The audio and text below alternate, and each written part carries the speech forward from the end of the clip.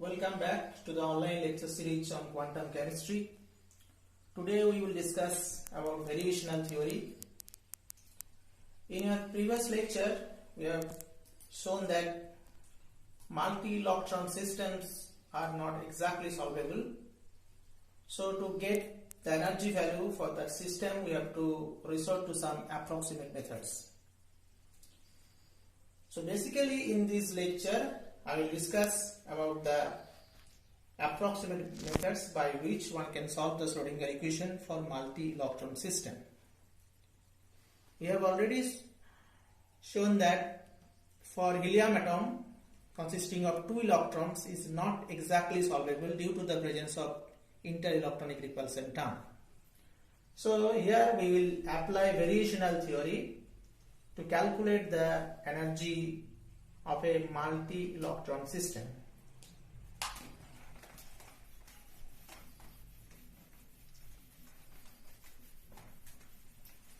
In quantum chemistry, there are two types of approximate methods.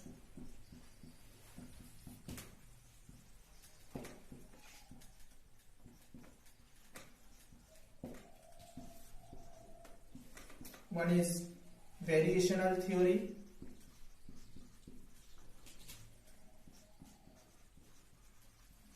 Another one is perturbation theory.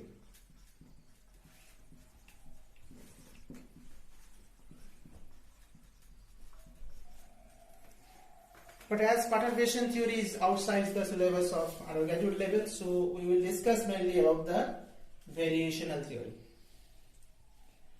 And this variational theory is particularly important to chemists because we have to deal with molecules having large number of electrons, and for that purpose variational theory is quite useful. Now what is variational theory?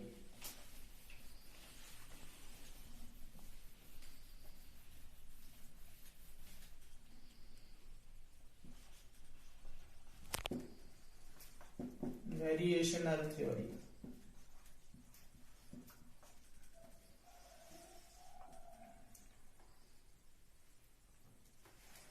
We know that if we have a exact ground state wave function for a system, then we can get the exact ground state energy for the system by solving Schrodinger equation.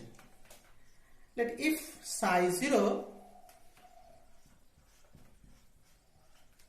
is an exact wave function, ground state wave function,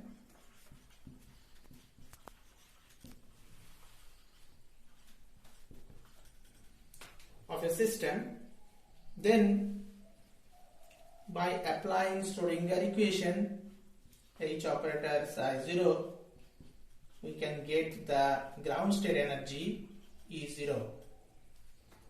This is the exact ground state energy of the system.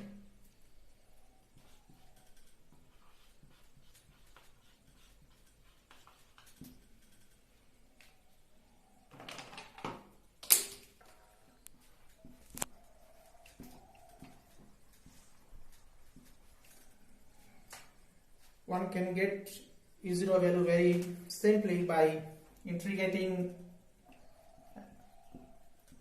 from the left hand side with multiplying psi 0, the same thing applying to the right hand side.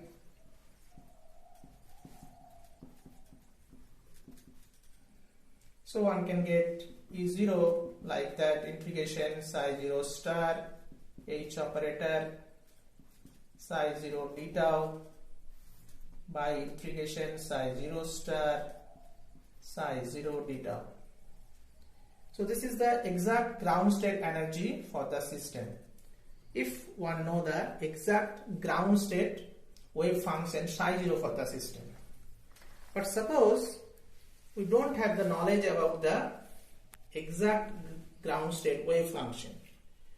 Let phi is another arbitrary wave function. If phi is an arbitrary wave function,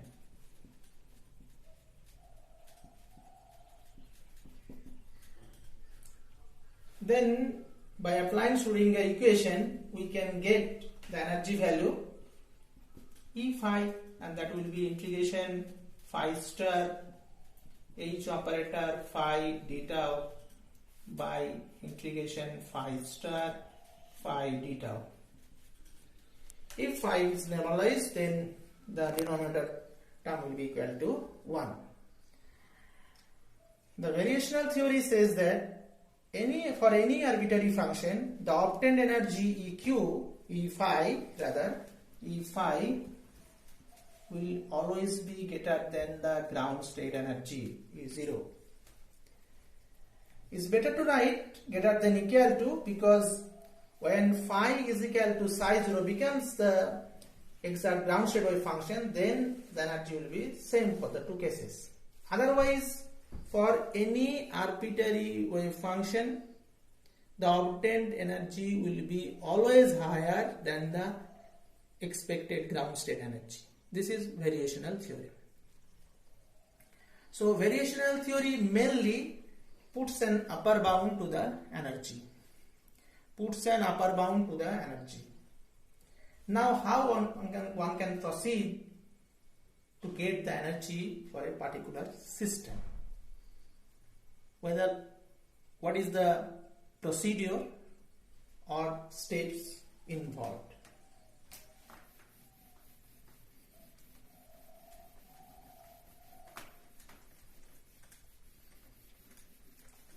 So now we'll proceed to apply variational theory.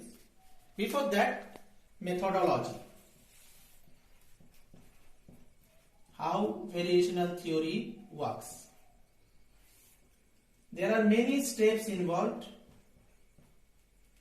First, we have to take an approximate wave function. So in step 1, we have to take a trial function. Choose an approximate function. Approximate ground state function, ground state wave function. In variational theorem, this is called trial function.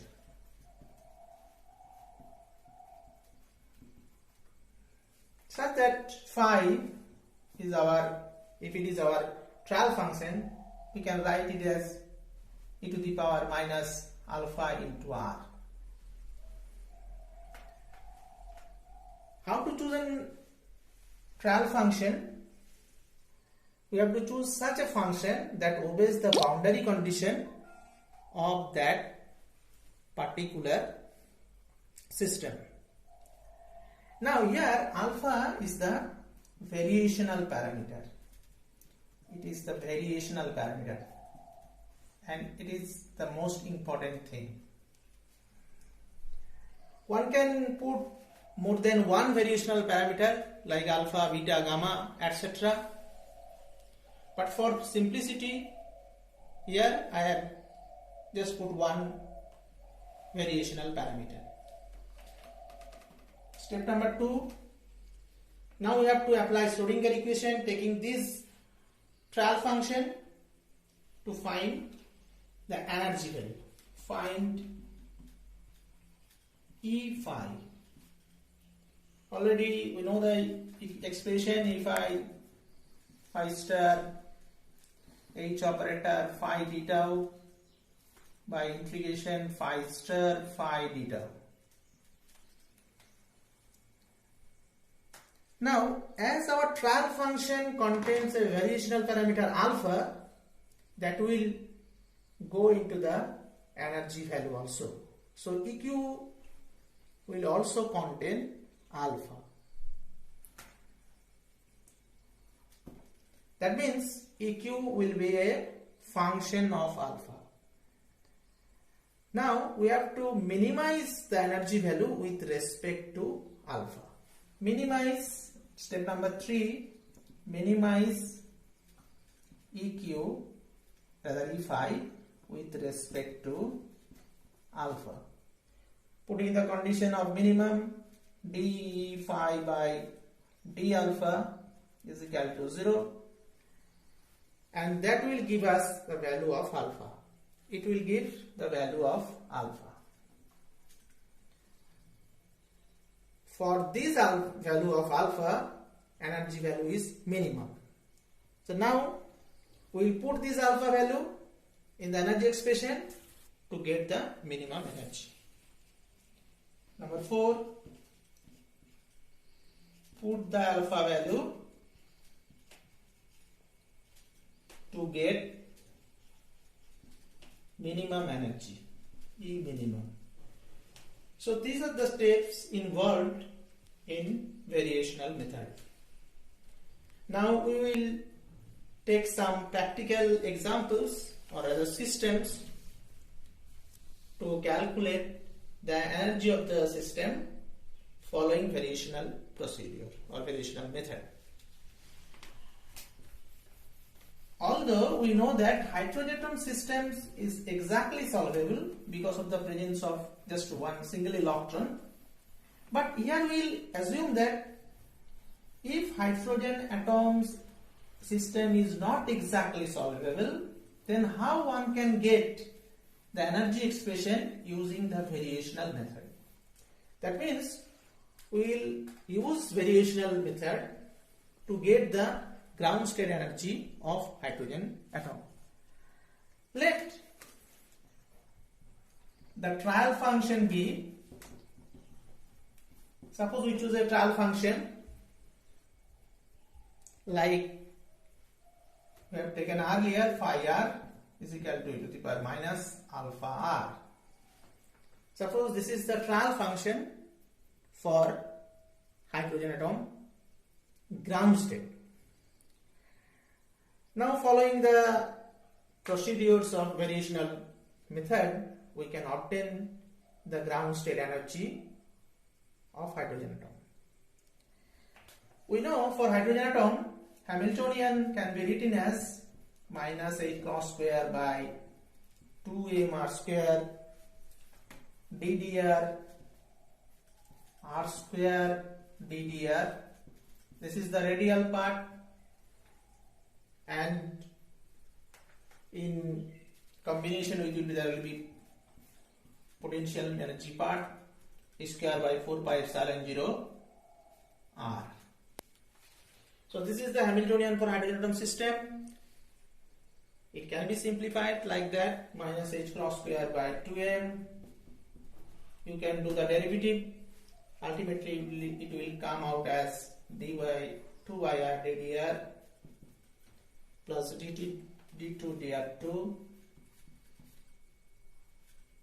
minus square by 4 pi epsilon 0 r, will remain as it is. So this is the Hamiltonian for the hydrogen atom system. This is the trial function. Now we can obtain that energy value, E phi integration phi star h operator phi d tau by integration phi star phi d tau. As the wave function is not normalized, so the denominator will be there. We can separately calculate the integral of the numerator and the integral of the denominator. They can get the energy value.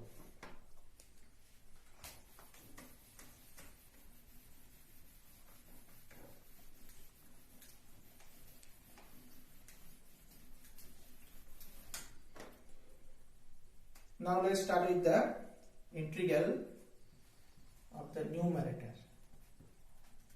That means integration phi star h operator phi d tau.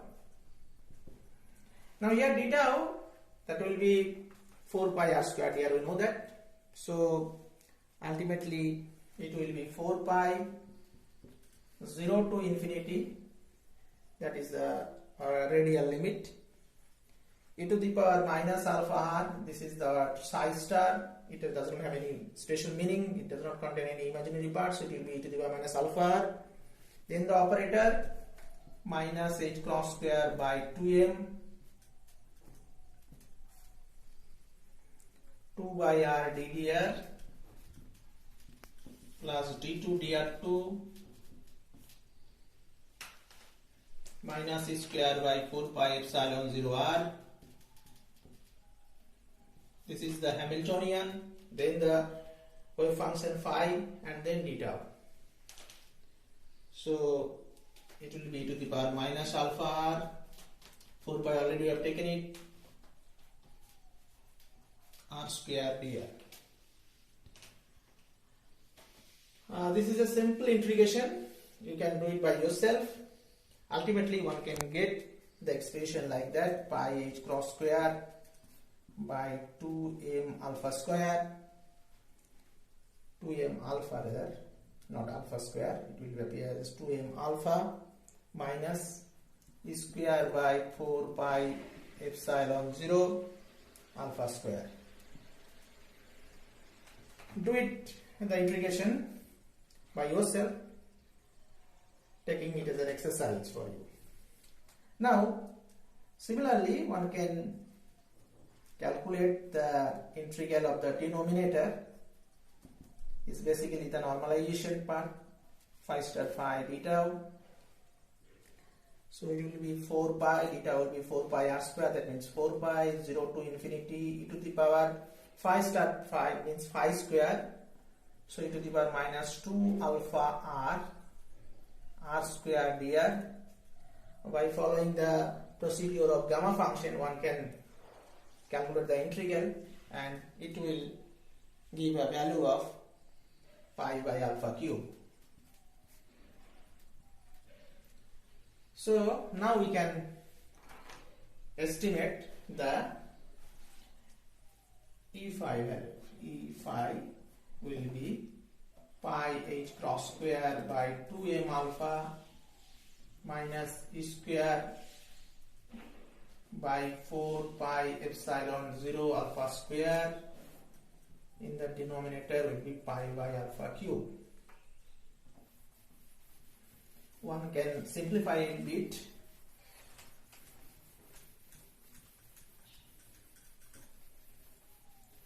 Ultimately, we get a expression h cross square alpha square by 2m minus alpha square by 4 pi epsilon 0. Interesting to see that this energy contains the variational parameter alpha. So now one can minimize the energy value with respect to alpha. Minimize EQ with respect to alpha. That means we have to make a derivative of energy with respect to alpha, putting the condition d E phi by d alpha is equal to 0, and it will be simply, if you make a derivative of it, it will give h cross square 2 alpha by 2m minus e square by 4 pi epsilon 0 is equal to 0. One can get a value of alpha like m square by 4 pi epsilon 0 h cross square, and this is nothing but the well-known reciprocal value of Bohr radius.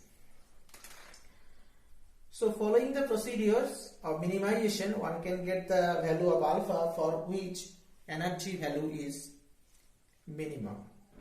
Now one can get the minimum energy value. We have to put the value of alpha in the expression of E phi to get the minimum energy value. By that, following the procedure, you can get a value of m e to the power 4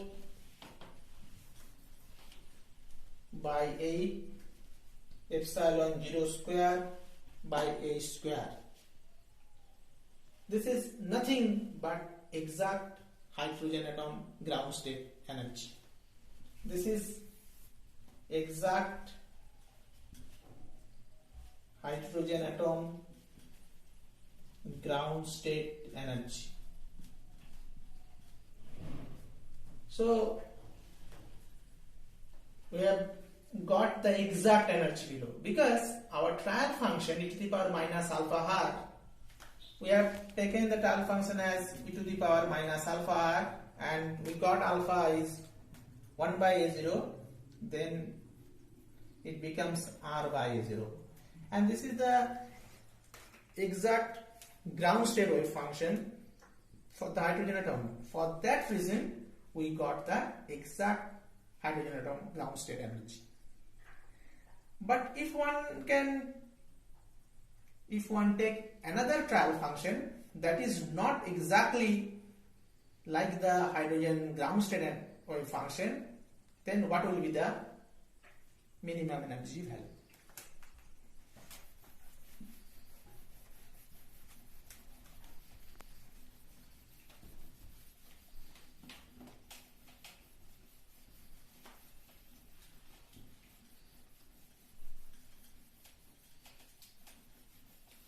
Suppose we take a trial function, our new trial function,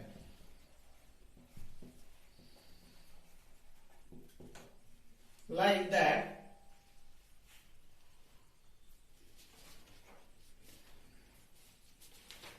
We take a trial function different from the previous one. Suppose we take a trial function like that, psi is equal to 2 by pi alpha square to the power 3 by 2 e to the power minus r square by alpha square.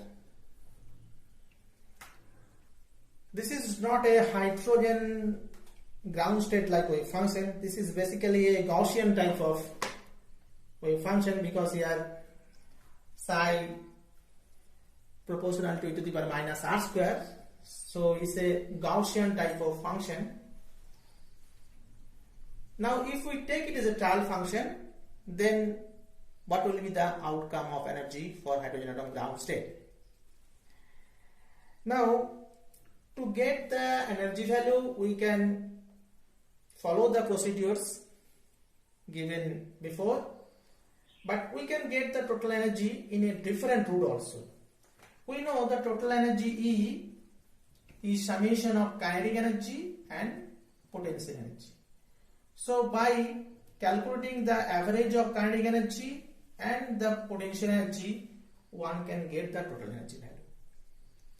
So here, for simplicity, we will try to